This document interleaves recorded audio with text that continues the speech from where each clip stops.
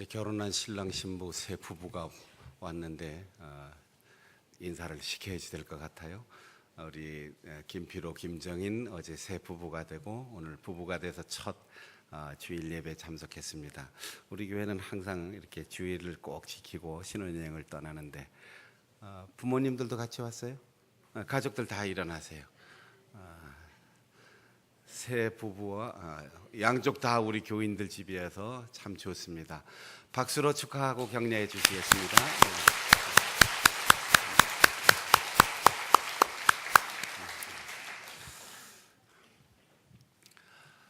제가 지난달에 말레이시아에 선교사 수련회 강사로 초청을 받고 다녀온 적이 있습니다.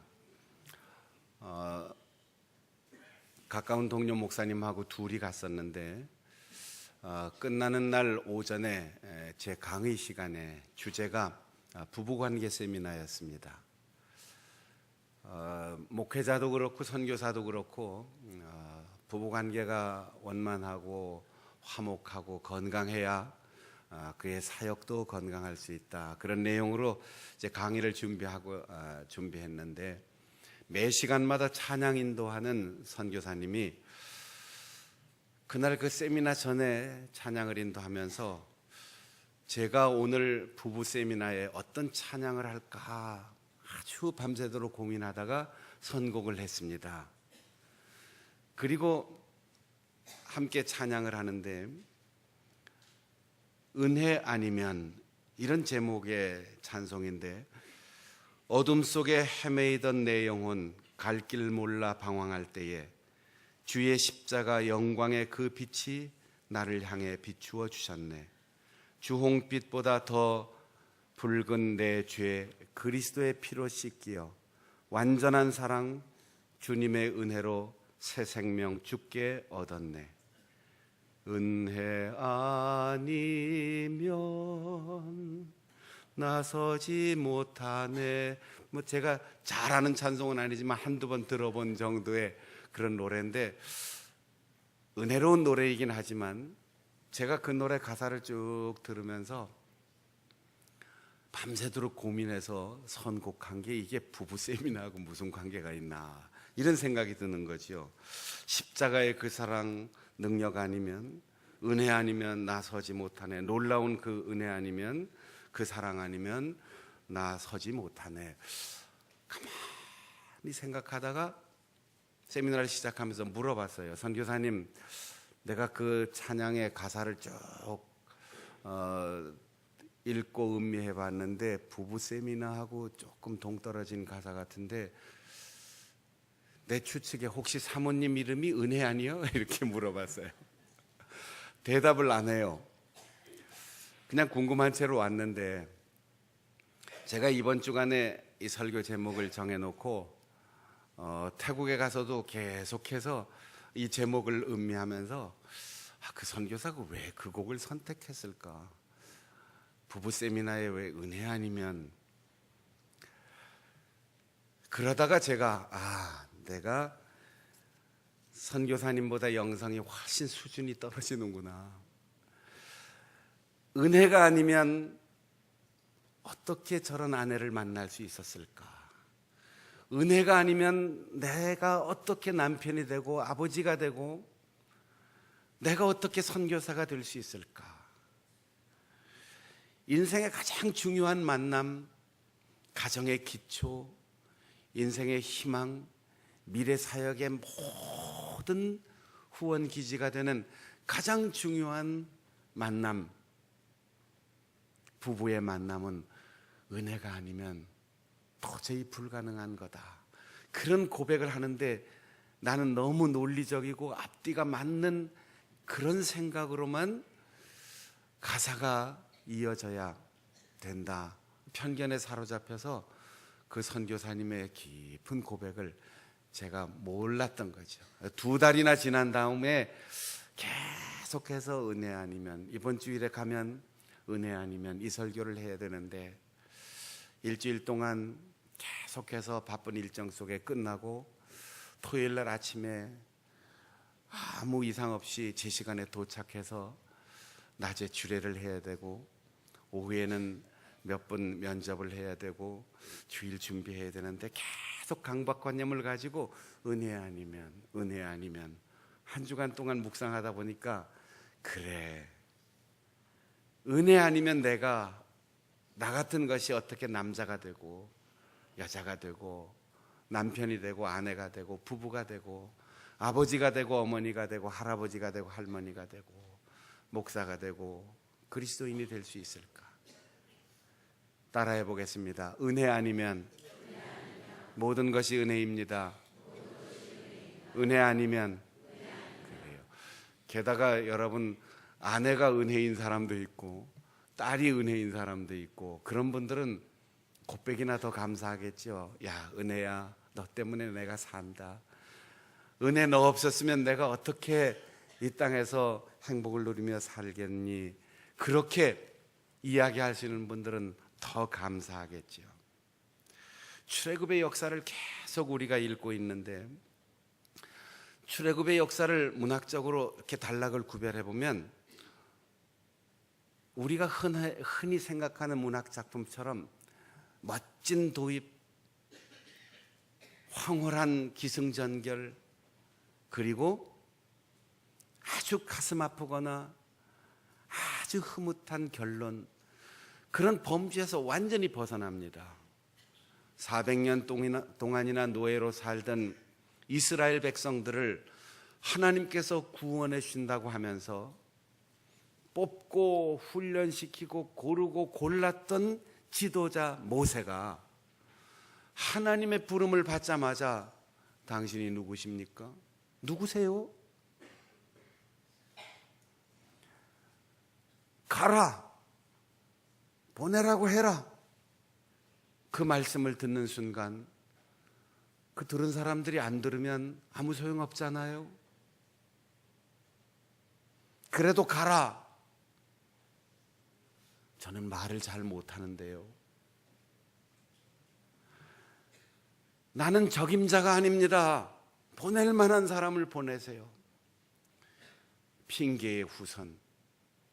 이렇게 뻔뻔스럽고 수많은 이유를 대면서 빠져나가려고 하는 그런 사람을 민족의 지도자로 세우셨어요.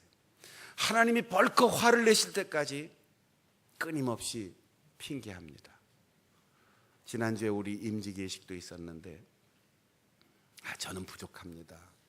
저는 안 하겠습니다. 뭐 그런 분들도 여러분 있었어요. 누가 자격이 있겠습니까? 누가 시험 쳐서 만점 받을 만한 장로 권사 한 집사 후보가 있고 누가 100점짜리 목사가 있고 누가 온전한 신자가 있겠습니까? 우리에게는 너무나 많은 핑계가 있습니다. 그런데 서론부터 백성들의 반대에 부딪히고 바로가 무시하고 마침내 해방의 감격을 맞이했으면서도 40년 동안 시작부터 끝까지 불평하고 원망하고 돌아가자, 그때가 좋았는데, 그런 사람들과 함께 40년의 사역의 길을 걸어갔습니다. 그래서 출애굽길 다 읽고 이스라엘 민족의 그 여정을 보면서 그들도, 그리고 역사의 후손들도, 오늘 우리들도 그럼에도 불구하고 하나님의 은혜입니다, 이렇게 고백할 수밖에 없어요. 제가 나이가 먹고 목회의 경륜이 쌓이고 또 세계 각국을 다니면서 선교사님들을 만나고 상담하고 하면서 공통적으로 듣는 두 가지 얘기가 있어요. 후배들이 오면, 목사님, 한국교회 다 썩었습니다. 목사도 장로도 희망이 없습니다. 이래서 우리 한국교회가 뭐를 하겠습니까? 선교사님들을 만나면 한국교회는 무책임합니다. 보내놓고 우리를 위해서 끊임없이 기도하고 후원하는 일에 너무 게을러요. 동료 선교사들 다 틀렸습니다. 나만 똑바로 하고 있는데 저런 선교사들 가지고 어떻게 사중복음을 전하겠습니까? 늘 듣는 소리가 그 소리예요. 그때마다 제가 얘기합니다. 그 범주에서 나를 빼서 나는 아니라고 혹시 생각하고 나한테 그 얘기하는지 모르지만 다 썩었다고 하는 한국교회의 목회자, 그들 가운데 나도 하나이고 희망이 없는 선교의 일꾼들 그 중에 나도 하나입니다. 그런데 자격이 없고 부족하고 허물 많은 한국교회와 우리 민족의 지도자들, 그리고 마음에 안 들고 부정적으로 보이는 당신의 동료 선교사들, 그럼에도 불구하고 하나님은 그들을 쓰시고 그들을 통하여 성결의 복음을 땅끝까지 증거하는 일을 이루시니 그게 하나님의 은혜고 하나님의 능력입니다. 도저히 희망이 없는 우리 집단, 그리고 우리의 모든 사역을 통하여 하나님이 하시기 때문에 가능한 겁니다. 따라해 보겠습니다. 은혜 아니면 복음도 전할 수 없고, 은혜 아니면 교회를 섬길 수 없고, 은혜 아니면 선교도 할 수 없다. 은혜입니다. 그래요. 이스라엘 백성들이 처음 애굽을 벗어나던 그 밤, 예상치 못하게 바로가 나가라 하니까 그 밤에 그냥 나갔어요. 밀가루를 발효시킬 사이가 없어서 딱딱한 떡을 먹었습니다. 그런데도 얼마나 맛있게 먹었겠어요. 쓴맛을 우려낼 시간이 없어서, 부드럽게 만들 시간이 없어서 질기고 쓴맛 나는 나물을 그대로 씹어 먹으면서도 부드럽고 고소하고 달콤하게 먹었어요. 무엇을 먹느냐가 중요한 게 아니고 누구와 함께 어떤 대화를 하면서 먹느냐가 음식을 먹는 데는 가장 중요한 요소입니다. 오늘 우리 신임 장로님들이 여러분에게 떡을 준비해서 나눠줬다는데 아마 개떡을 준 건 아닐 거예요. 부드럽게 맛있는 떡을 주셨을 텐데, 그래도 지난주일 설교 듣고 나서 여러분, 우리 담임 목사가 쑥떡같이 설교해도 찰떡처럼 알아들읍시다. 막 그런 마음으로 떡을 나눠주는 것 같은데, 마음이 즐거우면 딱딱한 떡도 부드러워요. 쓴 나물도 달콤하게 느껴지는 거죠. 그게 살아있는 자의 특권입니다. 6월절 그 밤에 대제국의 군주인 바로의 맏아들도 죽었습니다. 지식 있는 이도, 아름답고 멋진 남자 여자도, 그 백성들 가운데 부유하고 지혜로운 모든 사람들도, 맏아들이 다 죽었어요. 그런데 이스라엘 백성들은 면역 기능이 많거나 의학이 발달하거나 각종 수단 방법이 있어서가 아니라 하나님의 말씀에 순종하고 우리들 대신 죽는 어린 양의 그 피로 문설주에 바르고 인방에 바르는 그 표시, 하나님의 말씀을 듣고 믿고 순종한다고 하는 그 표시를 보고 재앙의 천사가 그냥 넘어갔어요. 딱딱한 빵을 먹어도, 쓴 나물을 먹어도 내 아들이 살아있는데, 내가 살아있는데, 우리에게 해방의 희망이 있는데 얼마나 맛있겠습니까? 음식 투정하고 다른 사람에 대해서 가시돋친 말을 하고 내가 보다 낫다 비교해서 우쭐하는 것, 은혜인 줄을 잊어버리기 때문이에요. 오늘 숨이 붙어 있다면 그 은혜입니다. 오늘 내가 뭔가 할 수 있다면 그 모든 것이 은혜입니다. 따라해 보겠습니다. 살아있는 것, 은혜입니다. 은혜입니다. 그렇게 믿고 그 살아있음 자체로만도 감사할 수 있는 여러분들이 될 수 있기를 바랍니다. 살다 보면 잘못될 때도 있고 내 생각대로 안 되는 것도 있고 또 내가 노력하고 예상한 것보다 더 놀랍게 잘 될 때도 있어요. 저는 출애굽기를 읽으면서 참 이상한 게 있더라고요. 우리 사람의 마음으로 보면 저렇게 불평하는 사람들 하나님이 다리를 부러뜨리든 팔을 부러뜨리든 최소한 목에 디스크라도 생기게 만들어야 되는데 멀쩡하게 가요. 모세를 향하여 돌을 들고 쳐서 죽이려고 하는 사람들 하나님이 가만히 두셔요. 야, 애굽에 있을 때는 벽돌 공장에서 막노동을 해도 그래도 고기를 먹었는데 수박도 먹었는데 마늘도 먹고 부추도 있었고 후춧가루도 넣을 수 있는 요리를 먹었는데 아니 이 광야에 나와서 매일 똑같은 메뉴로 만나만 먹고 살아? 아이고 재미없어. 그럼 만나를 싹 걷어가야 되는데 하나님은 만나를 변함없이 주시면서 바람으로 메추라기를 싹 몰아다가 고기 여기 있다 고기 먹어라.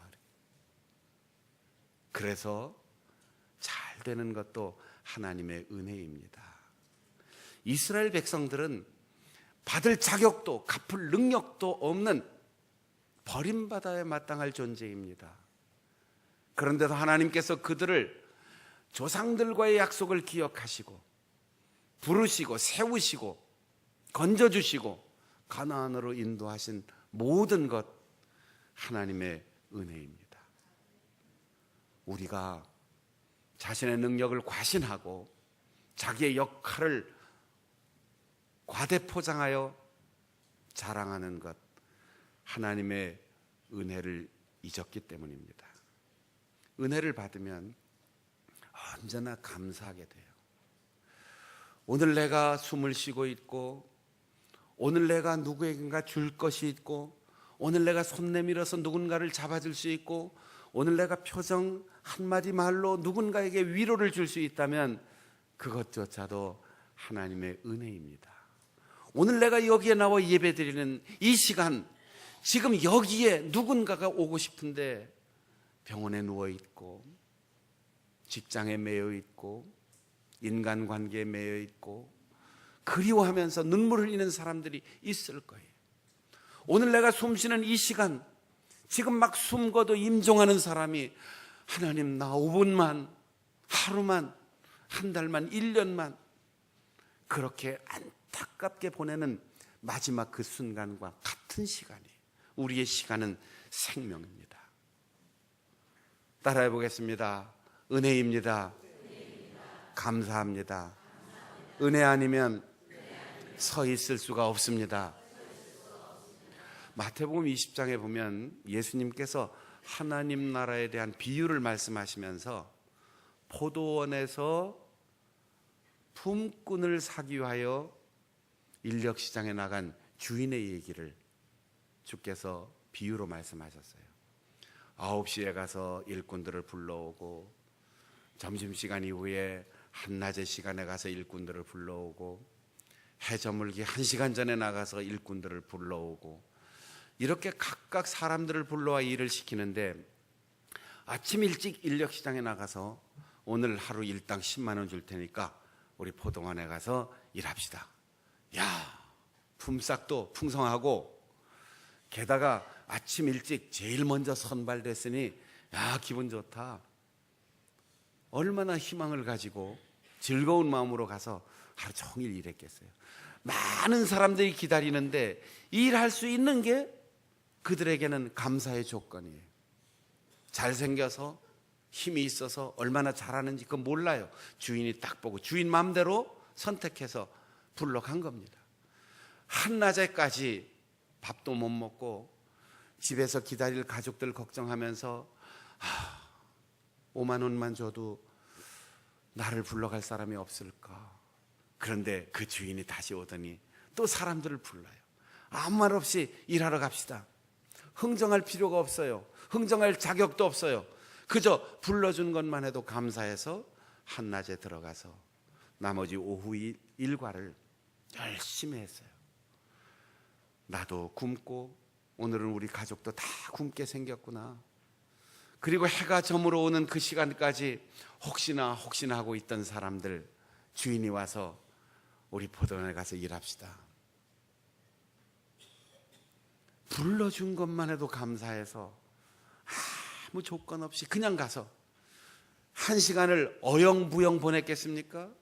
1시간을 5시간처럼 10시간처럼 일하지 않았겠어요? 끝나고 나서 주인이 품삯을 주는데 1시간 일한 사람한테 10만 원을 주는 거예요. 5시간 일한 사람에게도 10만 원을 주는 거예요. 9시부터 와서 일한 사람 기대가 생겼습니다. 야, 1시간 일했는데 10만 원 주는 거 보니까 우리는 20만 원 아니면 최소한 15만 원은 주겠지. 그런데 10만 원을 주는 거예요. 항의했습니다. 아니, 1시간 일한 사람 10만 원 주면서 우리는 하루 종일 일했는데 10만 원밖에 안 줍니까? 주인이 말합니다. 그대들을 제일 먼저 뽑아 이곳으로 부를 때 10만 원을 주겠다고 약속할 때 당신들 기뻐하고 감사하지 않았습니까? 당신들이 얼마나 오랜 기간 일하고 얼마나 많은 일을 한 거에 대해서 내가 보상하는 게 아니고 당신들 가족이 기다리고 있는 그 마음, 그리고 오늘과 내일 먹어야 할 그 양식을 생각하면서 내가 10만 원의 일당을 주는 겁니다. 1시간밖에 일하지 못한 저 사람들도 당신들과 똑같이 기다리는 가족들이 있습니다. 그래서 내 돈으로, 내 마음대로 그 사람들에게 하루 일당에 해당하는 품삯 전체를 주어서 그 가정에 행복을 주기 위해서 하는데 내가 뭐 잘못된 거 있습니까? 일찍 일했든 늦게 부름을 받았든 많은 실적이 있든 실적이 없든 일할 수 있는 것이 은혜이기 때문에 은혜 받은 사람은 그 주인에게 뽑힌 바 되고 부름 받은 것 그 사실만으로도 감사하게 되는 거지요. 우리가 몇 살에 예수를 믿었는지, 몇 살에 임직을 했는지, 교회 역사에 얼마나 멋진 이름을 남겼는지 그건 중요하지 않습니다. 하나님께서 나를 부르셨다는 사실, 하나님께서 나를 한순간이라도 쓰셨다는 사실, 그것이 은혜라는 것을 믿고 고백하는 내 마음, 그래서 감사합니다. 이 말밖에 할 게 없어요. 2주 전에 해외선교위원회 임원 그리고 선교국 직원 수련회를 했습니다. 제가 위원장이 되면서 임원들에게 이렇게 얘기했어요. 국내에서 여러 부서에서 사역하는 분들은 1년에 한 번씩 단합을 위해서 해외에 나가서 수련회하고 여행도 좀 하고 그러는데 우리 해외선교위원회 임원들은 사역 때문에 해외를 수없이 나가야 되는데 우리 수련회는 국내에서 합시다. 그래서 해외선교위원회가 국내에서 임원 수련을 했어요. 병촌에 들려서 66명이 6.25 때 순교한 유적지를 돌아보았고, 최초로 신사참배를 반대하여 탄압을 받았던 강경교회를 들렸고, 정읍의 두함교회 일가족을 비롯하여 23명이 한 마을에서 참혹하게 죽었던 순교 유적지를 돌아보았어요. 그리고 저 신안에 지역 전체 섬마다 교회를 세웠던 문준경 전도사님의 발자취를 더듬었습니다. 순교의 영성, 그것을 이어받기 위해서 고되고 먼 길을 오갔는데 올라오는 길 전주에 들렸습니다. 전주에는 130여 년 전에 우리나라에 들어와서 최초로 호남 지역에 가서 복음을 전한 선교사들이 세운 예수병원이 있어요. 제가 과문한 탓에 아마 세계 각국에 예수의 이름을 직접 이렇게 내세우고 예수병원, 거기 대학이 있는데 예수대학이, 그런 이름을 지은 데는 아마 거의 없는 것 같아요. 예수병원의 의학박물관을 우리가 보고 바로 그 예수병원 앞에 있는 언덕에 17개의 무덤이 있습니다. 이 땅에 와서 목숨을 바친 선교사들의 무덤입니다. 마틴 잉골드 선교사는 의과대학을 졸업하고 싱글로 낯설고 언어가 통하지 않은 조선 땅을 선택해서 이곳에 와서 인수를 베풀며 복음을 전하였습니다. 그 선교사들의 무덤 앞에 가서 비석을 보다가 아무도 말하지 않지만 하나님이 들려주시는 음성을 들었어요. 피로써 호소하는 음성을 들었어요. 젊은 시절에 이 땅에 온 선교사들, 우리처럼 면역 기능이나 항체를 물려받지 못하고 조그만 질병에 걸려서도 죽어가서 40대 전후반의 선교사들이 다 죽었어요. 아이들 묘의 비석을 보니까 태어나자마자 죽은 채로 나왔어요. 이틀 3일, 2년 3년 살다가 죽었어요. 무엇 때문입니까? 마틴 잉골드가 자기의 선교 보고서에서 이렇게 고백했어요. 거저 받았으니 거저 줄 수 있게 하옵소서. 나는 우리 해외 선교 위원들과 임원들과 직원들과 같이 기도하면서 그렇게 얘기했습니다.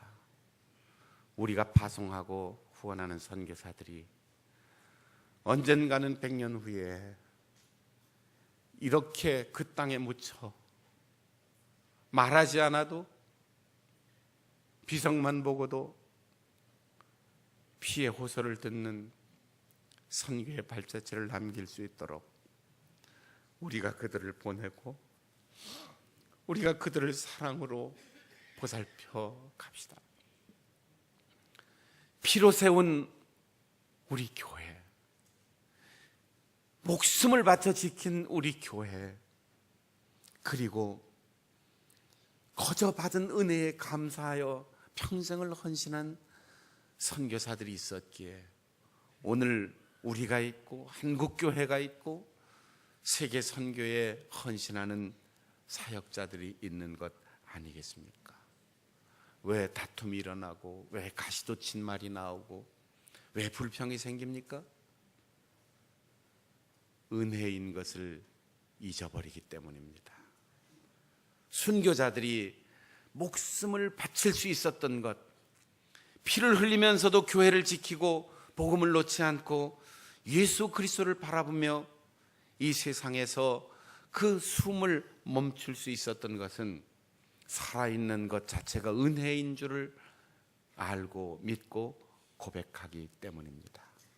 따라해 보겠습니다. 은혜입니다. 은혜 아니면 살 수 없습니다. 은혜 아니면 할 수 없습니다. 은혜 아니면 희망 없습니다.